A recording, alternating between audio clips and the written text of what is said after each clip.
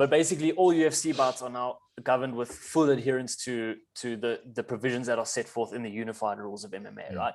So let's see. So in rule number 12, under the foul section, kneeing and or kicking the head of a grounded opponent.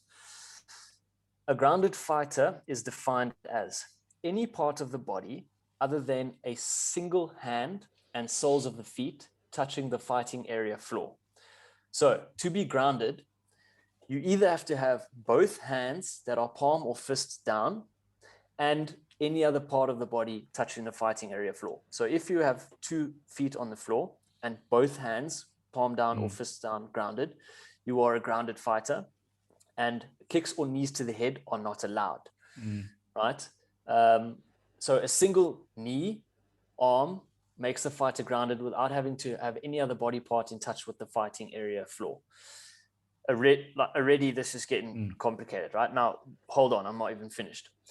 The original Unified Rules, going back to 2001, stated that anything but the soles of the feet being on the mat constituted a grounded fighter. In other words, a fighter could put a single hand or finger down and be considered grounded. So they had 2, let's say they're on their feet. If a fighter reached down and put their finger on the canvas, they were considered grounded.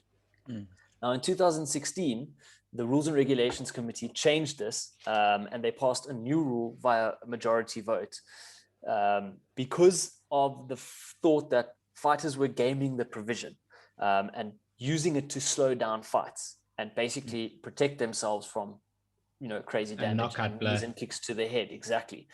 So the new definition from 2017 onwards is the one that states that a fighter must now have both hands, palms or fists down on the ground in order to be grounded, unless a knee or anything other than the soles of the feet are also down. So if you're on your knees, you are grounded, right? Okay. It was only to change the fact that you can't put a finger down or one hand down to be considered grounded. If you're going to use your hands, you have to have both down intentionally, okay? And at any of these times, if a fighter is considered grounded, a knee or kick to the head to that fighter is illegal. But to compound this even further, during the 2016 rule change, the Nevada Athletic Commission, right, which is where most of the UFC fights take place, which is where the Apex is, it's where the UFC is based in Vegas, they initially did not accept this new definition of a fighter being grounded. So they adopted the new Unified Rules of MMA with the provision that we're not going to accept this one clause or this one provision. So now you had the old rules, you had the new rules, and then you have this hybrid rule in Nevada.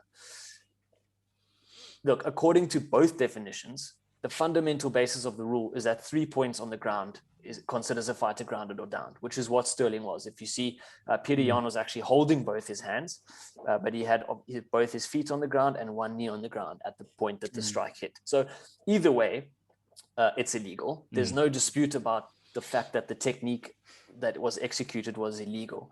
However, you can now understand why there is such a furor around it and why there's so much confusion around it.